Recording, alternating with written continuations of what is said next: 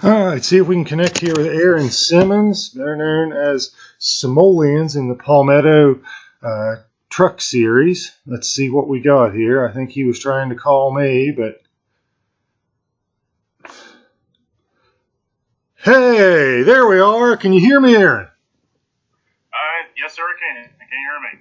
I can hear you. So, this is a first that we're going to try to do this. I know with the virus going on, this is how everybody is doing it. But since we're all in different parts of the country, this is how the only way we'll ever be able to do it.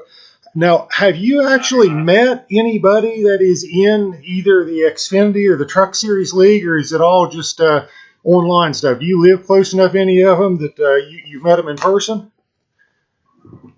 I have not. No. I'm all down here in Eastern Tennessee. I guess the closest guy I'm close to is Ben. Yeah, but I don't know anybody that's close around here. Yeah, I don't know anybody that's close to me either. So, well, first off, so you're in East Tennessee. So where are you coming from to me today? Is this like your bedroom? Is this the place where you do all the racing too? Yep, this is kind of like my little baseball operations here. I got back from college about a few weeks ago, and so this old blue crate you see behind me is full of my foodstuffs from back in my dorm room. Yeah. And so, you're interviewing me from my bedroom. I am right there, basically in the cockpit and in victory lane with you. I'm sorry? I am in the cockpit and in victory lane with you, huh? Yes, you are. Yeah. Yes, you are. You're in the best of both worlds. Well, as you can see, I've got a plain black wall or red wall behind me because that is basically the only place in my house that is clean right now. I've had my kids with me for several days, and the place is kind of a mess after having the kids here. So what college do you go to? What are you majoring in? What year are you at in college? Tell me all that stuff. Well, currently I'm in attendance of the Tennessee Technical University. I've been there ever since 2017 when I transferred from Mississippi State. I'm currently in my final semester of my bachelor year. I'll be graduating in May 5th. Congratulations. Hopefully, fingers crossed. But yeah, currently I'm majoring in education with a specialty in history and with a secondary degree in history and political science. Okay. And so hopefully once I graduate and once I've done for a master's program, I can seek a career in education as a high school history teacher. That's what I'm preferring. Well, I would say that the way you have been taking people to school in the Truck Series, you are well on your way to being an educator. But let's talk some racing here. I have watched the replay of that final restart from last week at Kansas. So I watched it several times because I had to put the video clip together. And I am amazed at the driving skills you showed off there. But I got to ask, coming to that restart, was that something that was planned, that you said, I want to go high, and I want to come off turn 4 and go to low side? Was that something that you had planned, or is that just something you reacted to as the situation developed? That was pretty much just all reaction. I've seen the crossover move plenty of times during my NASCAR viewership days. And as soon as I've always wanted to try and pass him on the apron. That was pretty much my goal from the start. Basically any way I can keep the momentum up, and the apron is kind of where you get the momentum up and get to the finish line the fastest.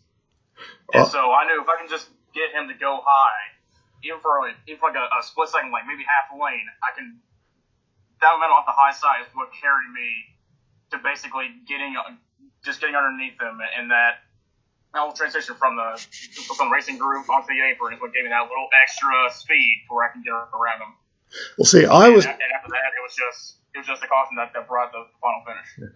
I was doing commentary, and I got a little confused on what trucks were where, and I didn't make the best call on the commentary, and didn't really see what you'd done until I went back and watched the replay. But those were some sick skills, some really sick skills. So I got to ask you about tonight's race. Now, I ran some practice laps with you last night, and I noticed you were trying some different things. You were staying out when everybody else pitted. You were running the high side. You were running the low side.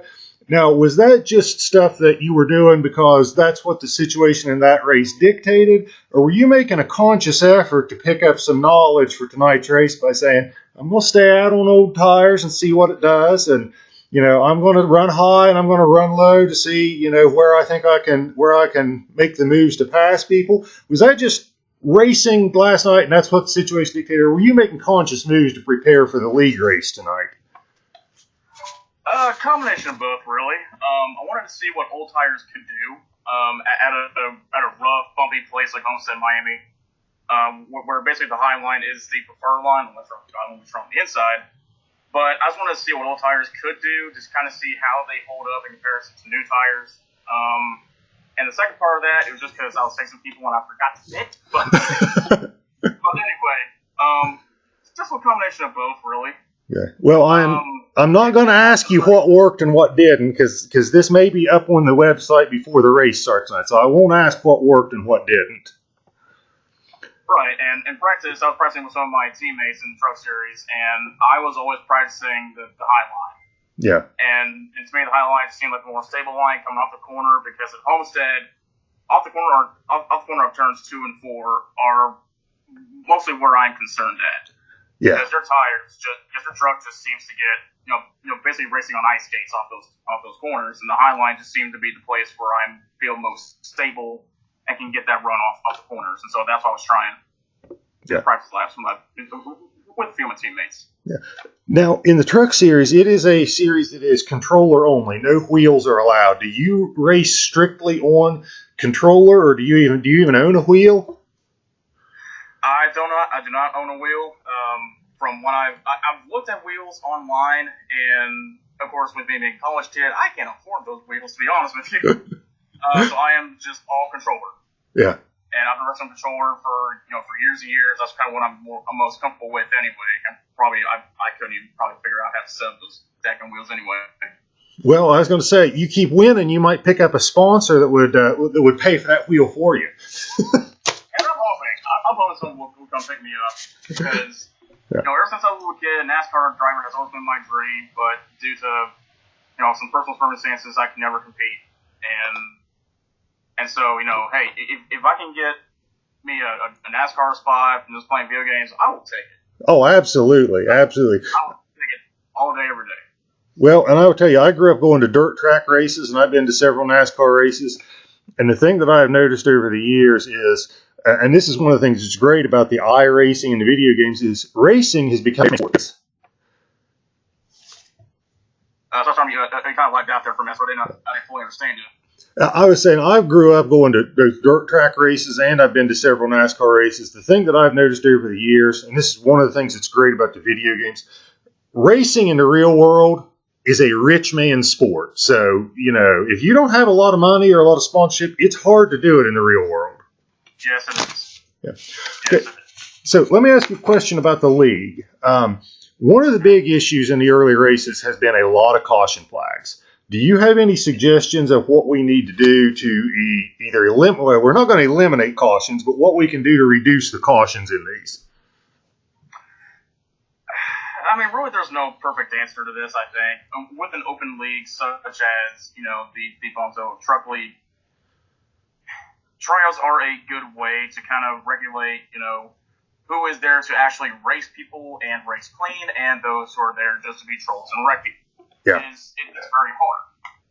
And we have so many drivers in one track trying to get the win, plus with server issues like Xbox has had over the last few months, of course, this pandemic crisis. It's just hard to regulate the cautions unless you just absolutely turn them off, in which case it's not going to really solve everything. Yeah. So unless you can figure out a way to where there's like a skill level involved, and like who is there to actually race people and who is there to just cause cautions and being a butt. Yeah. There's really no perfect way to solve it in my mind. And of course, some guys probably come up with an easy solution in about 5 seconds, because I'm kind of an idiot, but and I'll be the first to admit it. But I just don't know. I mean, you can't really satisfy everybody, and that's one of the lessons that everyone needs to learn. You can't satisfy everybody. Well, that's one of the things I always said. I wouldn't want to be commissioner of one of these for anything because you get 4 or 5 people together. You can't even, with 4 or 5 people, you can't even agree on where to eat lunch. Forget about a set of rules for a league with 10 or 12 or 15 drivers. So, Absolutely. So one more. I feel like with 4 or 5 or 6 drivers, the risk of cautions becomes so minimal. Yeah. But in a league with like 18, 20 drivers, cautions are going to happen. It's just inevitable at that point. Oh, absolutely. If we were all pro racers and could avoid each other, none of us would have to do what we do for a real living. Exactly. Yeah. Exactly. Okay. All right, last question, and I will let you go.